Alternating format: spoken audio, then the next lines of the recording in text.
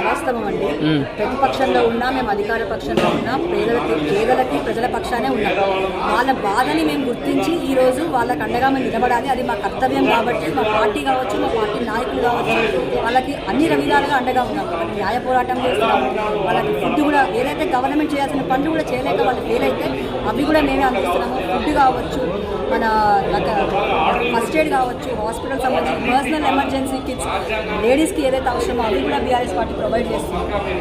వాస్తవానికి అక్కడ బాధితులు ఉన్నారా, లేకుంటే మీరే కావాలని వాళ్ళని రెచ్చగొట్టి మాట్లాడిస్తున్నారా? చూడండి, ఈరోజు మాకు ఎలక్షన్స్ కూడా లేవు, మాకు పెద్ద హరి కూడా ఏం లేదు. మేము ఒక ఇల్లు కట్టుకోవడము, ఒక పెళ్లి చేయడం అనేది ఒక ఎమోషన్ ఎవరికైనా. ఇల్లు కూలిపోయి వాళ్ళు అంత ఘనంగా బాధపడుతుంటే మేము రెచ్చగొట్టేది ఏముంది? రెచ్చగొడితే ఒక 10 మందిని రెచ్చగొడతాము, 20 మందిని రెచ్చగొడతాము. ఏకంగా ఒక 100,000 మంది రెచ్చగొట్టలేము కదా. అది వాళ్ళ విఘ్నతకే నేను వదిలేస్తున్నాను. అంటే అక్రమంగా నిర్మించుకున్నారు అక్కడ ఇల్లులు అని చెప్పేసి పొంగులేటి శ్రీనివాసరెడ్డి అంటున్నారు.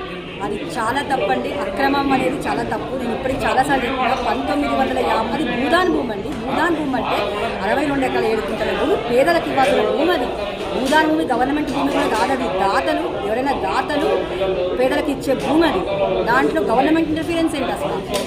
అలా వచ్చిన భూమే ఈరోజు వీళ్ళు కట్టుకొని ఉంటున్న భూమి. అది దాన్ని అక్రమంగా ఎట్లా వాడుకుంటారు? నువ్వు అక్రమం చేసినావు. 1889లో ఆ రోజున కాంగ్రెస్ గవర్నమెంట్, చెన్నారెడ్డి గారి గవర్నమెంట్ దొంగ రిజిస్ట్రేషన్లు చేసి కాంగ్రెస్ గవర్నమెంట్ అది తెలుసుకున్న బోధాన్ ట్రస్ట్ కమిటీ వాళ్ళు లీగల్గా ఫైట్ చేసి 2013లో ఆ ఆర్డర్స్ క్యాన్సిల్ చేసిన తర్వాతనే కదా మళ్ళీ వీళ్ళకి అప్లికేషన్ మళ్ళీ ఆ చైర్మన్ చెప్తే వీళ్ళు పెట్టుకున్న తర్వాత అది 100 గజాలు చొప్పున 1885-90 కుటుంబాలకు ఇవ్వాలంటే అందులో భాగంగానే వీళ్ళు ఇల్లు కట్టుకున్నారు. అది ఎక్కడ అక్రమం అవుతుందో నాకు తెలియదు. ఇంకొకటి ఇందిరమ్మ ఇల్లు, మీరు అన్నట్టుగా అదే మంత్రి గారు అన్నారంటే ఇందిరమ్మ ఇల్లు ఇస్తామని. ఆ భూమే పేదల ప్రజలకు. నువ్వు ఇచ్చేది ఏంటి? వాళ్ళ భూమి నువ్వు లాక్కొని నువ్వు ఇందిరమ్మ ఇల్లు ఇచ్చేది. ఇందిరమ్మ ఇల్లు కట్టండి. ఇంకా రాష్ట్రంలో చాలామంది పేద ప్రజలు వాళ్ళకి ఇవ్వండి. నిజంగా పేదల అంటే కేసీఆర్ 10 సంవత్సరాలు పరిపాలించారు. ఆ సమయంలో ఆ భూముల జోలికి వెళ్ళలేదు. కానీ కాంగ్రెస్ ప్రభుత్వం వచ్చిన తర్వాత ఈ హైడ్రా పేరు మీద నదులు కాపాడుతున్నాం, చెరువులు కాపాడుతున్నాం అని చెప్పేసి ప్రభుత్వ ఆస్తులను కాపాడుతున్నాం అని వెళ్తుంది. ఇప్పుడు ఆ ఏరియాలో దానికి కూల్చడం చేయాలని ఎలా చూడవచ్చు? నేను ఒకటి అడుగుతున్నాను, భూదాన్ భూమి ప్రభుత్వ భూమా? మీరు చెప్పండి. ప్రభుత్వ భూమా ఈయనకి పడేది భూదాన్ భూమి అనేది పేదలకు ఇవ్వాలని చెప్పేసి అదొక భూదాన్ చట్టం ఉంది. అదొక ఇండివిజువల్ బాడీ. ఈయన ప్రభుత్వ భూములు కాపాడాలంటే ఆయన ప్రభుత్వ భూమి, అదొక గవర్నమెంట్ భూములు కాపాడతాను కాదు కదా. భూదాన్ భూమి పేదలకు ఇవ్వాల్సిన భూమి. అది నువ్వు కాపాడేది ఏంటది? కాపాడేది ఏం లేదు. కాపాడంటే చాలా ఉన్నాయి.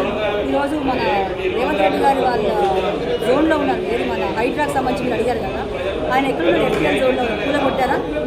లేదు. మరి వీళ్ళ భూములు లాక్కోవడం ఏంటండి? నాకు అర్థమవుతలేదు అసలు. అంటే ప్రశ్నిస్తే అరెస్టులు చేస్తున్నారు మీ పైన కూడా. ప్రశ్నిస్తేనే కాదు, ఇప్పుడు వీళ్ళ సమస్య చెప్పుకోవడానికి ఒక సోషల్ మీడియాకి వచ్చినా, ఒక నాయకుడి దగ్గరికి వచ్చినా, ఒక అడ్వకేట్ దగ్గరికి వచ్చినా వాళ్ళని రాత్రి లిఫ్ట్ చేయడము, వాళ్ళని రాత్రి ఫోన్ ట్రాక్ చేయడము, భయపెట్టడము, అన్ని రకాల సంస్థల్ని, పోలీస్ వ్యవస్థ కావచ్చు, అన్ని వ్యవస్థల్ని వాడి వాళ్ళని ఇబ్బంది పెడుతున్నమాట నిజం. అది వాళ్ళ రాష్ట్ర వ్యాప్తంగా చూస్తున్నాము. దాదాపు అక్కడ ఎంతమంది బాధితులు ఉన్నారండి? 600 కుటుంబాలండి. అంటే ఒక ఇంట్లో 3-4 ఉంటారు కదా, పిల్లలు 2 ఉంటారు, భార్య భర్త ఉంటారు, ఇంకా పెద్దవాళ్ళు ఉంటారు. సో ఖచ్చితంగా 2000 మంది ఉంటారని నేను అనుకుంటున్నాను.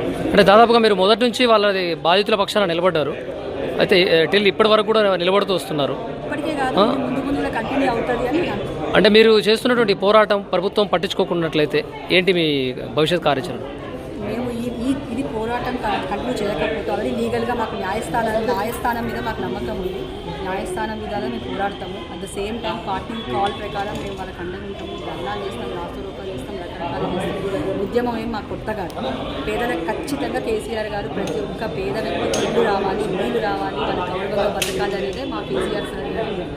అది ఒక ఆయన ఇది అలాంటిది మేము కూడా వాళ్ళ వారసులుగా మేము తీసుకొని దాన్ని ముందుకు తీసుకెళ్తాం. వెలుగుమట్ల గ్రామస్తులైనటువంటి ఆ ఇల్లులు కూల్చేసినటువంటి బాధితులు ఎవరైతే ఉన్నారో వారికి ఆశ్రయం కల్పిస్తున్నటువంటి బీఆర్ఎస్ పార్టీ అని వస్తుంది వార్తలు. అదేవిధంగా వారికి భోజన సదుపాయాలను అడ్డుకుంటారని కూడా వార్తలు వస్తుంది. అవునండి, మేము భోజనం పెట్టడానికి వెళ్తే కూడా మా నాయకుడిని అడ్డుతున్నారు, రకరకాల వాళ్ళని కూడా ఇబ్బంది పెడుతున్నారు. పాపం బాధితులకి ఏమీ ప్రొవైడ్ చేయకపోగా రిటర్న్లో బీఆర్ఎస్ పార్టీ వాళ్ళ నాయకుల దగ్గరికి వచ్చి వాళ్ళ భోజనాలు పెడుతుంటే వాళ్ళు తిన్న వాళ్ళని కూడా ఇబ్బంది పెట్టి వాళ్ళని రాత్రి లిఫ్ట్ చేయాలని మొన్న ఒక 3-4 డేస్ బ్యాక్ నేను వీళ్ళ అంబేద్కర్ భవన్ నుంచి కూడా లిఫ్ట్ చేయాలనుకుంటే మా పార్టీ స్థానిక నాయకులు వెళ్ళి అక్కడ అడ్డం వెళ్ళడం జరిగింది. ఇవన్నీ రోజు చూస్తూనే ఉన్నాం కదా. సూటిగా ఏంటి మీ డిమాండ్? ఏం లేదు, వాళ్ళు ఏదైతే ఇల్లు కూడా కొట్టారో అదే ఇల్లు అక్కడ కట్టించాలి. న్యాయ పోరాటం మేము చేస్తాము. దీన్ని ఎక్కడి దాకైనా మేము తీసుకెళ్తాము అనేది నేను చెప్పాలనుకుంటున్నాను. Right, thank you.